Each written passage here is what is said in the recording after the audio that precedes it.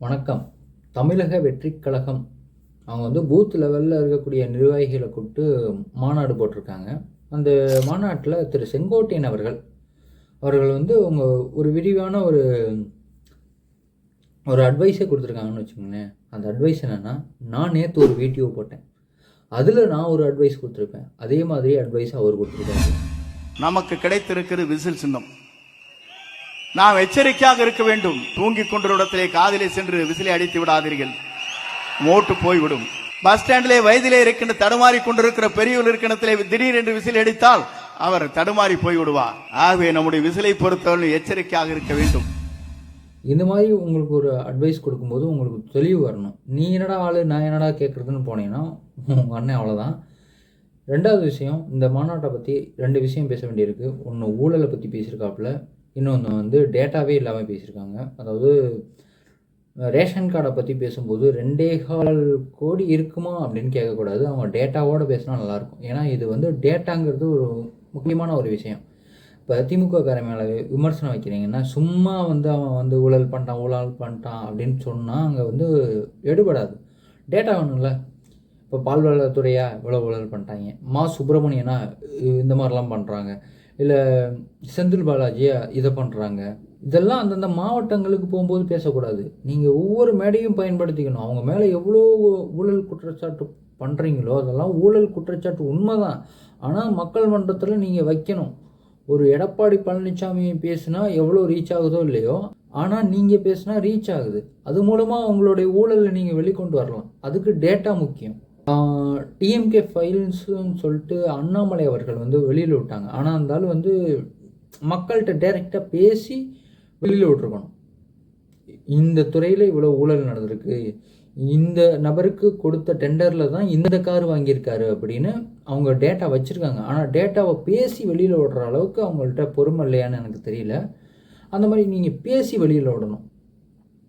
இப்போ நிறைய பேர் வந்து உதயநிதி ஸ்டாலினுக்கு வந்து நெருக்கமாக இருக்காங்க, அவங்களால இந்த பிரச்சனையெல்லாம் நடக்குது அப்படின்னா அது உங்கள்கிட்ட டேட்டா இருக்கும். டேட்டா சென்டருக்கு தான் நம்ம ஆதவ அர்ஜுனா இருக்காப்புல, திமுக முகாமுலையும் வேலை பார்த்துருக்காப்புல, விசிகா முகாமுலையும் வேலை பார்த்துருக்காப்புல. டேட்டா எடுக்கிறதுலாம் பெரிய மழை கிடையாது. அந்த டேட்டாவை கொடுத்து அட்லீஸ்ட் நீங்கள் பேப்பரை பார்த்து தான் படிக்கிறீங்கன்னு வச்சுக்கோங்க. ஏன்னா நிறைய மேடையில் நீங்கள் பேப்பரை பார்த்து தான் படிச்சிருக்கீங்க. நான் வந்து பேப்பரை பார்த்து படிக்கலை அப்படின்லாம் இல்லை. எல்லாத்தையும் மைண்டில் ஸ்டோர் பண்ணணுன்னு அவசியம் இல்லை. நீங்கள் டேட்டானா பேப்பரை வச்சுக்கோங்க, இதுதான் நடந்துச்சுன்னு ஒரு டேட்டா கொடுத்துருங்க. இவ்வளோ ஊழல் பண்ணிருக்காங்க அப்படின்ட்டு நீங்கள் டேட்டா கொடுங்க. டேட்டா இல்லாமல் ஒன்றும் பண்ண முடியாது. அதாவது மக்கள்கிட்ட எடுபடாது. சும்மா ஊழல் பண்ணிட்டான்னா இங்கே வந்து கேட்குறது காலம் இல்லைல்ல. அவன் தான் அறநிலையத்துறையிலேருந்து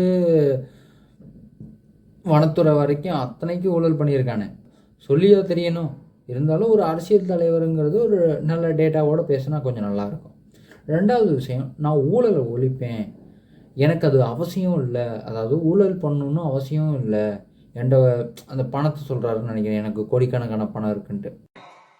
ஊழல் செய்யவே மாட்டேன் உங்கள்கிட்ட இருக்குது திரு விஜய் அவர்களே.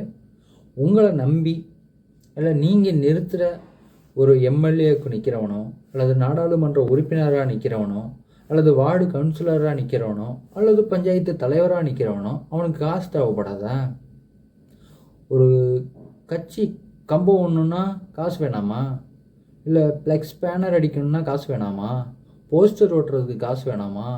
நீங்கள் ஆர்கனைசர், அதாவது உங்கள் கட்சியிலேருந்து ஃபண்ட் எடுத்து அந்த பசங்கள்கிட்ட கொடுத்து இந்த மாதிரி பண்ணுங்கன்னு சொல்லி எதுவும் காசு கொடுக்குறீங்களா? அவன் காசு போட்டு தானே பண்ணுறான். இதுக்கு முன்னாடி பால் ஊற்றுற வேலை, அதாவது ஃப்ளெக்ஸுக்கு பால் ஊற்றுற வேலையெல்லாம் பார்த்தானுங்க, அது என்டர்டெயின்மெண்ட்டு அப்படின்னு போயிடுச்சு. ஆனால் இப்போ வந்து ஒரு கட்சிக்காண்டி உழைக்க வேண்டியிருக்கு. அந்த கட்சி எனக்கு என்ன பண்ணும் அப்படின்னு யோசிப்பானா? யோசிக்க மாட்டானா? அப்போ அவன் ஊழல் பண்ணுவானே, அவனுக்கு என்ன வச்சுருக்கீங்க? இப்போ மாவட்ட செயலாளர்களே இருக்காங்க, அத்தனை வேலை பார்த்துருக்காங்க. நம்ம ஆட்சி வந்தோனையும், அதாவது மாவட்ட செயலாளர்னா அவன் எம்எல்ஏவோ நிப்பாட்டுறீங்க, அவன் தோற்று போயிட்டான், பக்கத்தில் ஜெயிச்சிட்டான், அவன் ஒரு அமைச்சராகிடுறான்.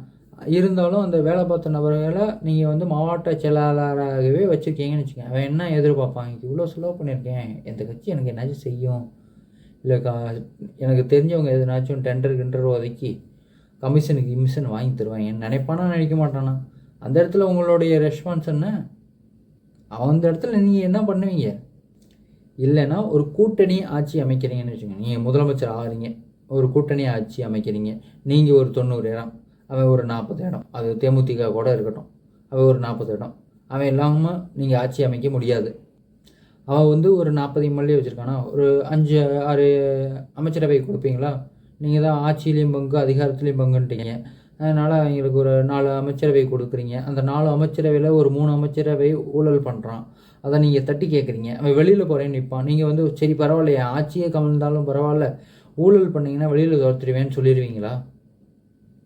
இல்லை சொல்லிடுவீங்களா? நான் வந்து யாருடைய அழுத்தத்துக்கும் அதிகாரத்துக்கும் அடங்கி போகிற ஆளுன்னு சொல்லுவீங்களே, ஒரு ஆட்சி கலையிற அளவுக்கு நீங்கள் வந்து துணிச்சலாக இருப்பீங்களா அப்படிங்கிறதே என்னோடய கொஸ்டின். ஏன்னா உங்களுடைய கடந்த காலத்தெல்லாம் நாங்கள் பார்த்துருக்கோம். கத்தி படத்துக்கும் சரி, நம்மளுடைய அது பேர் என்ன, தலைவா படத்துக்கும் சரி, இதுக்கெல்லாம் நீங்கள் போய் பார்த்துருக்கீங்க. சில இடத்துலலாம் மீட் பண்ணியிருக்கீங்க, சில இடத்துல வீடியோலாம் போட்டிருக்கீங்க. இதை வச்சு நான் வந்து உங்களை விமர்சனம் பண்ணலை. ஆனால் நீங்கள் எல்லாம் இதெல்லாம் கற்றுக்கணும் அப்படிங்கிறதுக்காண்டி சொல்கிறேன். அதாவது விஜய் ஃபேன்ஸும் சரி, கட்சிக்காரனுக்கும் சரி, எல்லாத்துக்குமே சரி, ஊழலை ஒழிக்கிறேன் அப்படின்னா ஒரு ப்ராசஸ் தான். அவர் சொன்ன மாதிரி பெரிய ப்ராசஸ் தான்.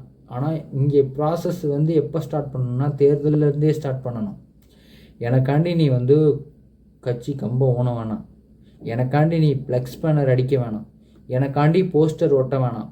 அப்படி நான் போஸ்டர் ஓட்டுறேன் எல்லாமே பண்ணுறேன் அப்படின்னா எனக்காண்டி நீ பண்ணுற, இல்லை மக்களுக்காண்டி பண்ணுற, நான் முதலமைச்சர் ஆகணும்னு பண்ணுற, என்கிட்ட இருந்து எந்த ஒரு பலனையும் எதிர்பார்க்காத அப்படின்னு ஓப்பனாக சொல்லிட்டு பண்ண சொல்லுங்கள் பார்ப்போம். பண்ண சொல்லுங்கள். பண்ண சொல்லணும்னா எத்தனை பேர் அவங்க கட்சிக்காண்டி எத்தனை பேர் வேலை செய்கிறான்னு நானும் பார்க்குறேன். ஒரு பலனும் இல்லாமல் எவனும் எந்த வேலையும் பார்க்க மாட்டான்.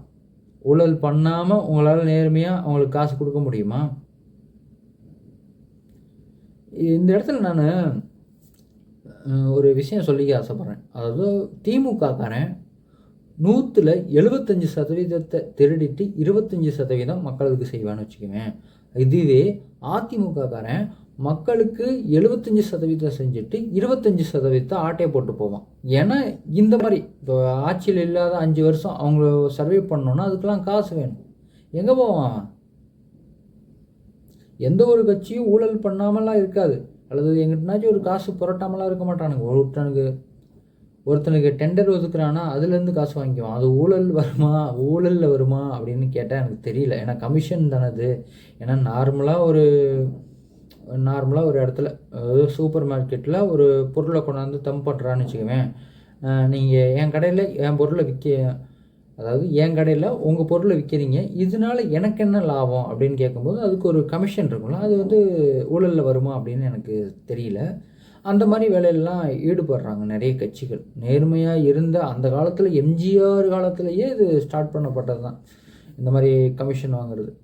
ஏன்னா இது ஊழல் பட்டியலில் வராது, அரசாங்க பணம் நேரடியாக செலவாகாது, அந்த மாதிரி சொல்கிறேன். அதெல்லாம் வந்து கேட்கணும். இதெல்லாம் முதல்ல விஜய் தெரிஞ்சுக்கிறாரா இல்லையா அப்படிங்கிறதோட ஓட்டு போடுற நீங்கள் தெரிஞ்சுக்கணும்ல, இந்த மாதிரிலாம் பண்ண முடியாது அப்படின்ட்டு. அப்படி பண்ணுறதா இருந்தால் ஃப்ளெக்ஸ் பேனர் ஓட்டக்கூடாதுல்ல, போஸ்டர் ஓட்டக்கூடாதுல்ல, கொடிக்கம்பம் நடக்கூடாதுல்ல, அதுக்கெல்லாம் காசு இங்கேருந்து வரும். ஒரு மாவட்ட செயலாளராக இருக்கவன் இவருக்காண்டி ஒரு 4-5 மாநாடு அட்டன் பண்ணுறான், ஒரு 4-5 பொதுக்கூட்டம் போடுறான் அப்படின்னாவே 1 கோடி ரூபாய்க்கு மேலே தாண்டி போயிடும் நார்மலாக போட்டாவே. அதுக்கெல்லாம் காசு அவன் பலனை எதிர்பார்க்காம செய்ய மாட்டான். திரு விஜய் அவர்களே, விஜய் ரசிகர் அவர்களே, வேறு என்னென்ன அவர்களே இருக்கீங்களோ அவ்வளோ அவர்களேவும் அதுக்கான ஒரு ஆல்டர்னேட்டிவாக என்ன யோசிக்கிறாரு, நேர்மையில் வந்து என்ன வச்சுருக்காரு அப்படின்னு எனக்கு தெரியல. அப்படி தெரிஞ்சால் கமெண்ட் பண்ணுங்கள். இதில் கடைசியாக ஒரு என்டர்டெயின்மெண்ட்டாக ஒரு விஷயம் பார்த்துட்டு போகலான்னு இருக்கேன். அதாவது ஆதவ அர்ஜுனா ஒரு டில்லியோடைய கதை சொல்கிறாப்புல. சரி, நடிகரே தெரிஞ்சிருக்கும், ஓகே. ஆனால் இதை வந்து யாரோட கம்பேர் பண்ணி போட்டிருந்தாங்கன்னா அப்படியே சீமானோட கம்பேர் பண்ணி போட்டிருந்தாங்க. அந்த வீடியோ மட்டும் பாரு. எனக்கு வந்து திருச்சி ஏர்போர்ட்டை விட்டு இறங்கி அந்த டெல்லியில் நான் அவரோட பயணிச்சேன். அந்த சிக்னலில் நிற்கும். அந்த சிக்னலில் நிறைய பேர் வித்துட்டு இருப்பாங்க ஏதாச்சும் பொருள், எல்லாம் ஹிந்திக்காரங்க, பெண்மணிகள் தான். திடீர்னு அண்ணன் முகத்தை பார்த்து ஒரு 20 பெண்கள் ஓடி வராங்க. எல்லாம் ஹிந்தியில பேசிட்டு என்ன பேசுறாங்கன்னு புரியல, பேரை சொல்றாங்க. அவரு அந்த மதராசி விஜய்னு ஒருத்தர், அவர் தானே இவருன்னு ஓடி வராங்க. அப்ப ஹிந்தியில இருக்கிற பெண்களை reach பண்ணிருக்கிறார். Hey, I've seen this one. This is a classic. டெல்லிக்கு போனோம், நான் என் தம்பி பிரபு, எங்கள் மூத்தவர். பின்னூர்தி நிலையத்துக்கு வரும்போது பிரபு வண்டியை கொஞ்சம் பின்னாடி எடுத்துட்டு வரேன்னு அங்கே நின்றுட்டான். நான் முன்னாடி போயிட்டேன். எங்கள் மூத்தவர் வந்து தம்பி தம் போட்டு வரேன் அப்படின்ட்டு அங்கே போயிட்டாங்க. திடீர்னு பார்த்தீங்கன்னா சுற்றி என்னை ராணுவம் வளைச்சிருச்சு ராணுவம். பிரபு அப்படியே பதறிட்டான், என்னன்னு தெரியல. எங்கள் மூத்தவர் அப்படியே கட்ட பாதி அப்படியே நிற்கிறாரு. என்னை சுற்றி நின்றுட்டு கட்டி பிடிச்சேன். அண்ணா ஒரு ஃபோட்டோனா, அண்ணா ஒரு செல்ஃபினா. பார்த்துட்டிங்களா? சீமான் அவர்களும் நான் டெல்லிக்கு போனோம், அத்தனை பேர் வந்து என்கிட்ட ஃபோட்டோ வேணும்னு கேட்டாங்க, அந்த மாதிரியான கதைகள்லாம் வந்து சொல்லாதீங்க. அதே மாதிரி பெண் குயின் கதையை வச்சு ஒருத்தன் மாநாட்டில் பேசிட்டு இருக்கான். உணவை தேடி பெண் குயின் கூட்டம் செல்கிற போது ஒரே ஒரு பெண் குயின் மட்டும் உணவு முக்கியம் அல்ல, உயிர் முக்கியம் அல்ல, உயர்ந்த மலை போன்ற லட்சியம் முக்கியம் என வெற்றி நடை போட்டு பிடுநடை போட்டு தன் லட்சியத்தை நோக்கி செல்லக்கூடியது அந்த பெண் குயினை போன்றதுதான் தமிழக அரசியல் வரலாற்றில் தமிழக வெற்றி கழகம் என்ற ஒரே கட்சி, ஒரே கழகம். ஏடா பெண் குயின் அது எதுக்கு போச்சுன்னே எவனுக்கும் தெரியலடா. அது மலையை நோக்கி போச்சு அப்படிங்கிறாங்க. ஒரு வேளை லவ் ஃபெயிலியராக இருக்கலாங்கிறாங்க ஒருத்தன். இன்னொருத்தன் என்னடானா அது வந்து புரட்சி பண்ண போகுது. எதுனாச்சும் சிரிப்பு காட்டலாம், ஒரு அளவுக்கு காட்டும். எது ட்ரெண்ட் ஆகுதோ அதை வச்சு ஒரு கண்டென்ட் ஆக்கி அது அரசியல் மேடையில் பேச வேண்டிய விஷயம் கிடையாது. நீ என்ன பண்ண வந்த, அரசியல் பண்ண வந்த, மொத்த டேட்டாவை கொடுங்கடானா கொடுக்க மாட்டேங்கிறீங்க. இதில் உக்காந்துக்கிட்டு பெண் குயின் அங்கே போச்சு இங்கே போச்சு, ஒருத்தன் என்னடானா டெல்லிக்கு போனேன் அது நடந்துச்சு இது நடந்துச்சு. டேய் ஏண்டா நீங்கள் வந்து ஒரு அரசியல் கட்சி வச்சுருக்கீங்கடா, கூத்துப்பற்ற வைக்கல, கூத்துப்பற்றையை விட்டு வெளில வந்திருக்கீங்க. கொஞ்சம் இந்த பசங்களுக்கு அரசியலை புரிய வைங்க. முதல்ல அந்த விசில் அடிக்கிற விஷயத்துல இருந்து ஊழல் பண்ணுறதுனா என்னது வரைக்கும் மொத்தம் எதிர்கட்சி மேலே ஒரு குற்றச்சாட்டு வைக்கிறோன்னா அதுக்கான டேட்டா வேணும். அதெல்லாம் ஃபஸ்ட்டு கற்றுக்க சொல்லுங்கள். இல்லைன்னா அவங்க கற்றுக்கலைனாலும் நீங்கள் கற்றுக்குங்க. இதுதான் என்னுடைய கருத்து. இந்த கருத்துக்கு உங்களுடைய கருத்துக்கள் என்னவாக இருந்தாலும் நான் ஏற்றுக்கொள்ள தயார். திட்டுறதா இருந்தாலும் புரியுற மாதிரி திட்டுங்கடா. டேய் நன்றி, வணக்கம். உமது உடம்பெல்லாம் கண்ணாக்கி துட்ட போதிலும் குற்றம் குற்றமே, நெற்றிக்கண் திறப்பினும் குற்றம் குற்றம்.